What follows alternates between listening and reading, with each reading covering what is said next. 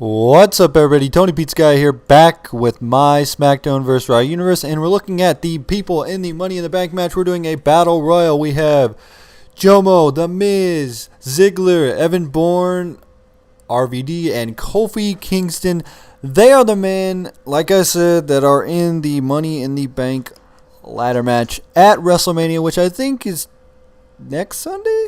Not this Sunday, but next Sunday on the calendar here.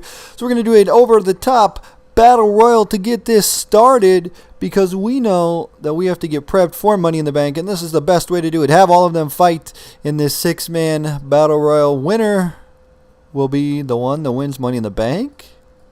We don't know, because what is different about Money in the Bank than any normal match is ladders come into play, and there's six men, unpredictability, and lots of craziness that is going to happen. We're going to eliminate Kofi Kingston. Go, go, go, go, go, go. What? Oh, no, I don't like this mini game. Okay, well, we screwed that one up. Anyway, we have the six-man battle royal right now over the top rope, and we have the Money in the Bank. Now, we will talk a little bit about Money in the Bank, and as my thoughts on Money in the Bank, I think right now that Money in the Bank takes way too much away from the Royal Rumble. I mean, what I think, which I like it. You get Money in the Bank is like halfway through the year, kind of leads up to SummerSlam, and you got the Royal Rumble that leads up to WrestleMania. So that's kind of cool. I kind of like the idea of Money in the Bank actually being at WrestleMania, because then you actually have an entire year before the next WrestleMania and whatever. But I see how they did that for the Money in the Bank, just because they wanted to have a pay-per-view its own. It's actually the best pay-per-view of the year, in my opinion. But if only they could have it at WrestleMania. I don't know. I kind of like the idea of it being at WrestleMania, just because it just work out that way. Oh, don't tap.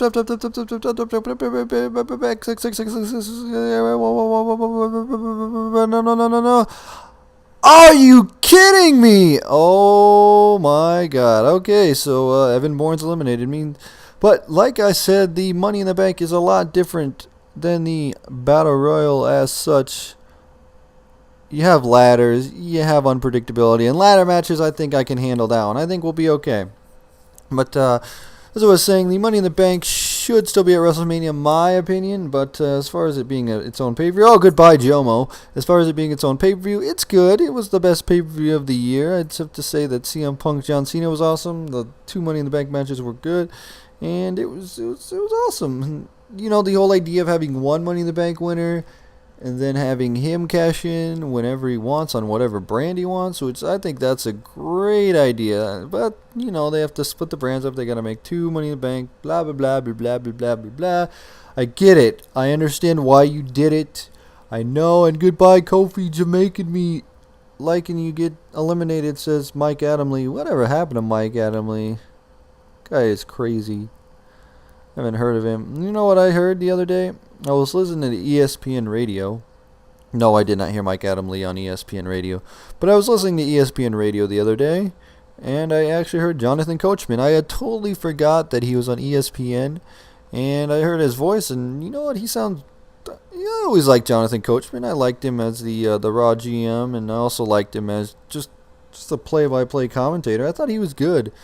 And I loved his theme song. What you gonna do when you're on that? You got too much of this, not enough of that. I don't even know what the heck the lyrics are, but that is okay. So WrestleMania, we're gonna talk about the card that we have coming up in about 2 weeks. We have this match, the Money in the Bank.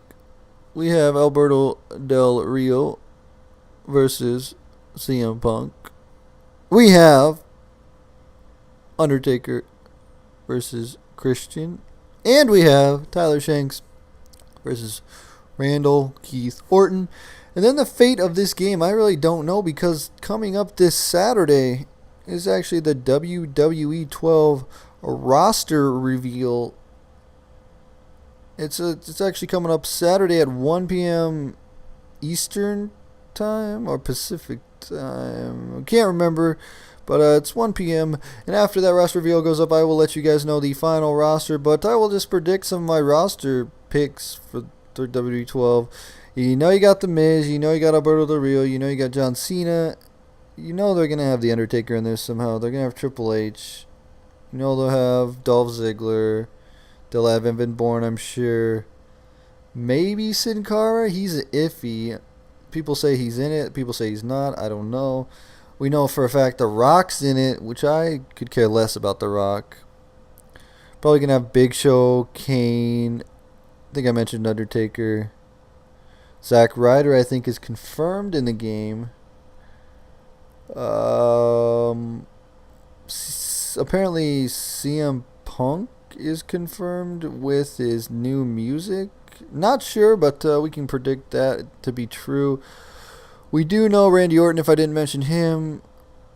I'm pretty sure that... what else? Did I say Christian? I think he's in the game. Edge is going to be a legend, I'm predicting. I also heard rumors of Mick Foley being in the game, too.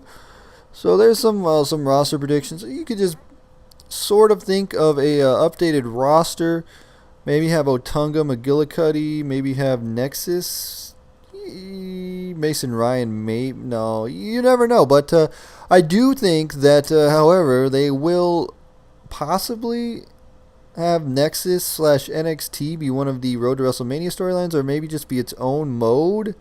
If they could do an NXT thing and then just have like random cause generate every time you play it, by cause I mean create a superstar or create a wrestler.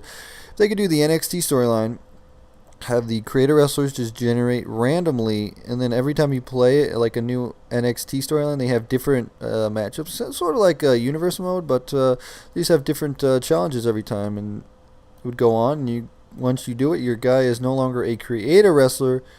It is a WWE wrestler, so you cannot actually edit him at all anymore. You would only be able to do superstar threads.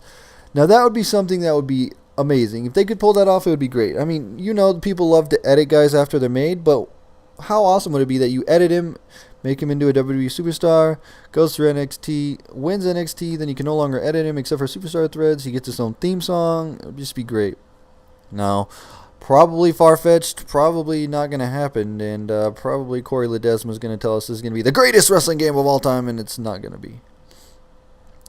And Corey Ledesma does lie a little bit because he said that this pre-order is the best pre-order ever. Not really. I could care less about The Rock. Okay, so enough about complaining about Corey Ledesma, but there's something that I wanted to say when talking about the wrestling games. Somebody said something as far as wrestling games, why they are so good, and they had actually got a really good point, because I never thought of this. They were talking about why No Mercy is such a good game, and I'm sorry if I forgot who told me this. I always forget this. I read your guys' comments. I read all the comments, and the good ones stick in my head. But someone said why the WWE games of the past were so good, and they said it wasn't because of gameplay, it wasn't because of button scheme, it was because of the movesets. And now that I think about it, I probably have to agree with that statement, because even back in the days of the WCW games, every guy in that game has a different moveset. Not one person has the same moveset. They all have different moves. And even like the Kevin Nash powerbomb that he did, the grabbed his hair, and they had unique taunts and everything. I mean, they have unique movesets in this game, but they used to have like millions upon millions upon millions of moves. And I know now these days with the updated graphics and the smooth texturing, goodbye RVD, they have to kind of limit themselves on the movesets and try to get more characters in the game. But I would rather have like full-on movesets. And somebody said, what did they say? They said something about the crossface chicken wing or crossface chicken wing DDT or something like that was their favorite move. And, that was a sweet move. Or maybe it was a crossface chicken wing submission. I don't know.